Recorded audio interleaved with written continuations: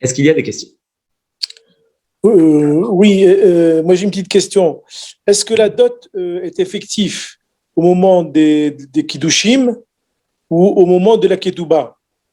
Au moment de la ketouba, pas au D'accord. moment des kiddushin. Justement, on a dit qu'au moment du fiançailles, encore, il n'y a pas d'obligation. C'est au moment de la ketouba. Pourquoi? Parce que même si ça ne fait pas partie des conditions de la ketouba, en vérité, cette dot-là, elle sert à quoi? Elle sert à ce que lorsque la femme elle va commencer à habiter avec son mari, elle soit présentable. Elle est ce qu'il faut. Elle vienne avec quelque chose. Or, lorsqu'elle est fiancée, elle n'habite pas encore avec son mari. Elle habite chez son papa.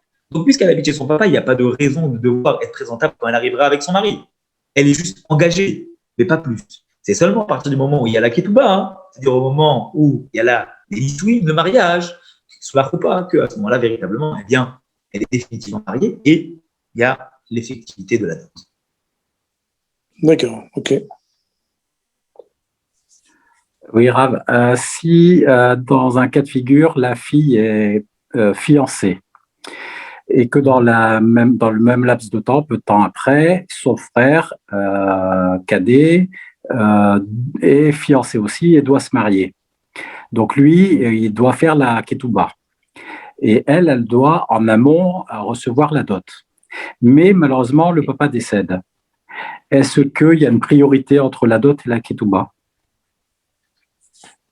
Alors, vous êtes en train de dire finalement que le fils, on a bien compris que la dot, c'est que dans le cas des filles. D'accord? Il n'y a pas de Oui. dot. Le père n'a pas de dot à donner à un fils. Il doit le donner que à la fille. D'accord? Exact. Donc le C'est père, ça.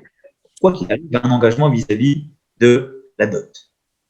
Maintenant, le fils, lui, il n'a pas d'engagement via son père par rapport à sa femme. Il n'a que ses engagements propres à lui vis-à-vis de sa femme.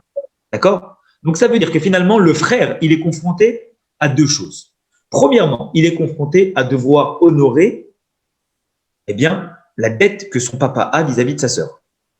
Deuxièmement, il est confronté à assurer dans le devoir de son mariage que lui va devoir se marier. La priorité pour le fils, c'est d'honorer le devoir qu'il a par rapport à son papa, parce que c'est finalement la répartition d'un engagement de son papa. Et donc, en priorité, la dot à sa sœur. Seulement après, il devra considérer ce que lui s'engage par rapport à son argent à lui, puisqu'il s'est marié avant finalement que le papa s'est engagé, évidemment que le papa décède. Donc finalement, ce sont ses propres engagements à lui.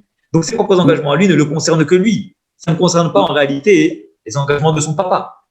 Et donc, en priorité, la dot de sa sœur par rapport aux engagements de son papa, et seulement après la ketouba, puisque ce sont ses engagements propres à lui avec son propre argent.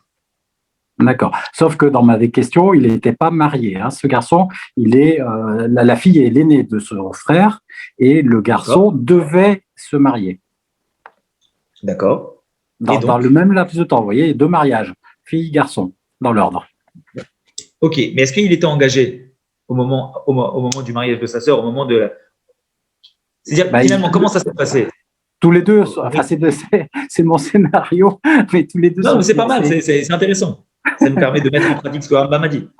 Oui, tous les deux sont fiancés, donc je me dis, puisqu'il y a quand même une puissance masculine assez flagrante, je me dis peut-être que la ketouba, elle est déduite, enfin, elle est prise sur l'héritage, et seulement après, on répartit la dot qui serait nécessaire à la fille que le père aurait pu donner. Voilà, j'ai une confusion sur ça.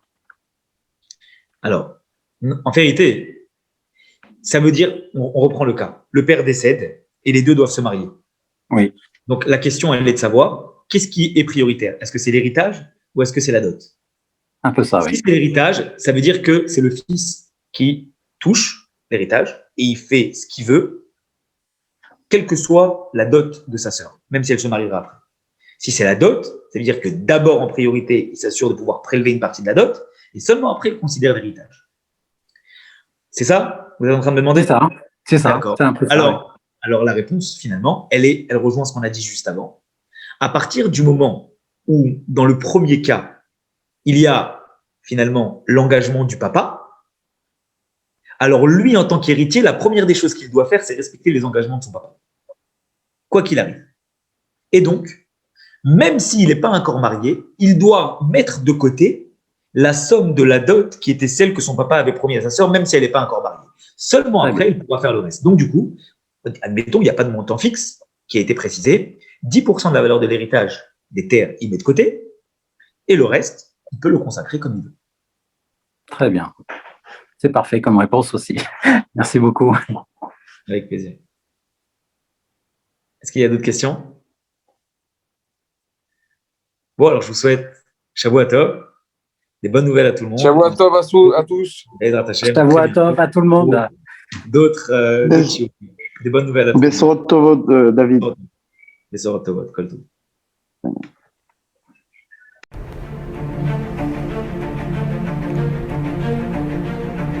Et si connaître toute la Torah était possible, plongez-vous dans les joyaux de la Torah. Étude du Rambam, le Maïmonide, cours de qualité par des rabbins francophones aux 4 coins du globe. Un chapitre chaque jour, à raison de 20 minutes, pour finir en moins de 3 ans l'apprentissage de la Torah. Relevez le challenge, tous les soirs en direct à 20h30 ou 21h30 heure israélienne. Nos cours sont accessibles à tout moment, YouTube, Facebook et sur notre site torah24.com.